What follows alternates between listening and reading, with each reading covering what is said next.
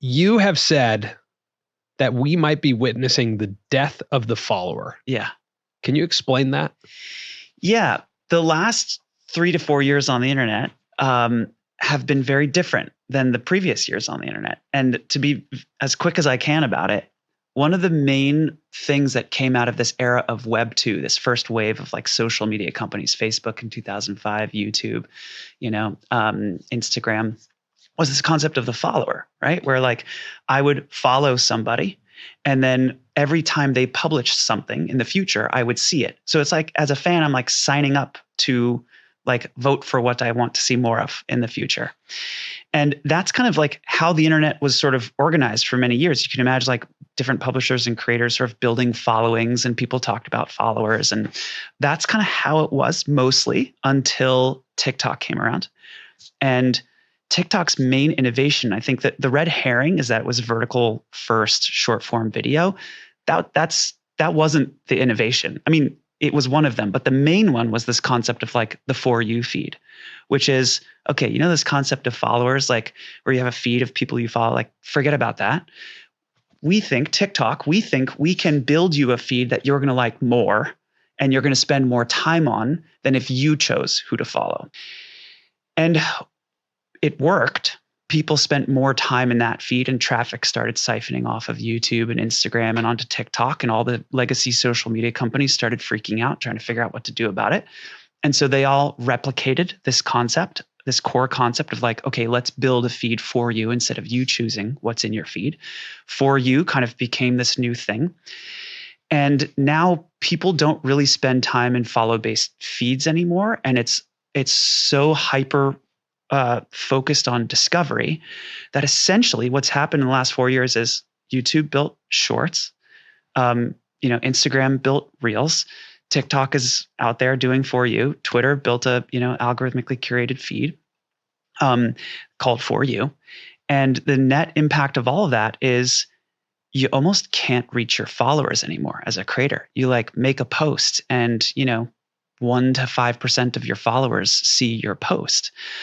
I think that's bad for creative people. I think it's bad for creators.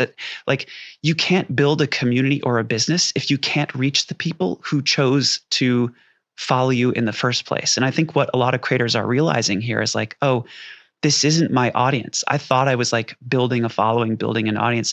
You're like renting that audience from the social platforms. Like it's not your audience, it's their users is what it is. Mm-hmm. And as a creator, that's like a hard place to be. And that's really transformed over the last 4 years to the point where we are now, which is essentially the follow is just not really a meaningful thing anymore on the internet. I agree with you that that's taking place. And whether it's on short form or long form, we speak with very established YouTube creators that are looking at their analytics and they're telling us, hey, I'm still fighting for viewership here, but when I look at my number of returning viewers to new viewers, I'm actually just getting more and more new viewers and less returning viewers. So I definitely see that happening. For me, though, I wonder, is the death of the follower just a consequence of the maturation of the creator economy? 100%. I think what's generally happened is the platforms have basically realized that novelty and discovery drives session time and watch time. And if your metrics are session time and watch time, which are the metrics that drive ad revenue, which is the core business model for these platforms, then you can drive ad revenue mm-hmm. by over-rotating toward discovery, which is what I think has happened.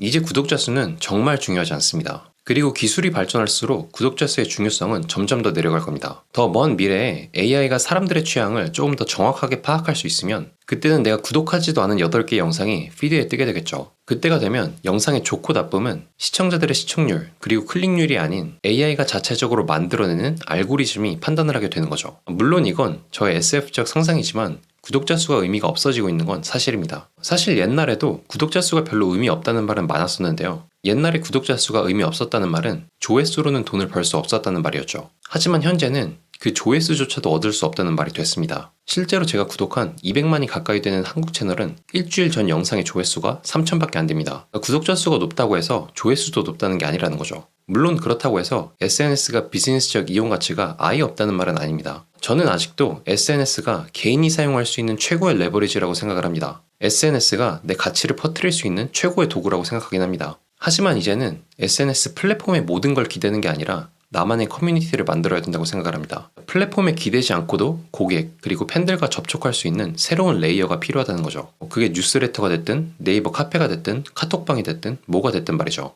또 이렇게 만드는 커뮤니티는 그 자체로의 이점이 있습니다. 이는 구글의 7-11-4 전략을 보면 알 수 있는데요. 7-11-4 전략은 고객의 신뢰를 얻고 상품을 사게 만들기 위한 구글의 마케팅 전략인데요. 여기서 7은 시간을 의미하고 11은 상호작용을, 그리고 4는 접촉 장소를 말합니다. 쉽게 말해서 여러 장소에서 오랫동안 만날수록 신뢰가 더 커진다는 얘기죠. 예를 들어서 우리가 학교에서만 만나던 사람을 카페나 운동장에서 만나면 더 친해지는 것처럼 말이죠. 뉴스레터나 네이버 카페도 이와 비슷한 효과를 냅니다. 대부분의 사람들은 유튜브나 인스타 같은 데서만 접점이 있지만 나만의 커뮤니티를 만드는 사람은 새로운 장소에서 접점을 만들 수 있으니까요. 그래서 저 같은 경우도 뉴스레터를 생각만 해봤는데 다음 주부터 발행을 하려고 합니다. 대가들의 지혜와 비즈니스 모델을 공유하는 형식으로 말이죠. 플랫폼 알고리즘에 내 모든 걸 맡기는 게 아니라 고객 그리고 팬과 직접적으로 접촉할 수 있는 새로운 레이어를 만드는 거죠. 오늘도 시청해주셔서 감사합니다. 유바.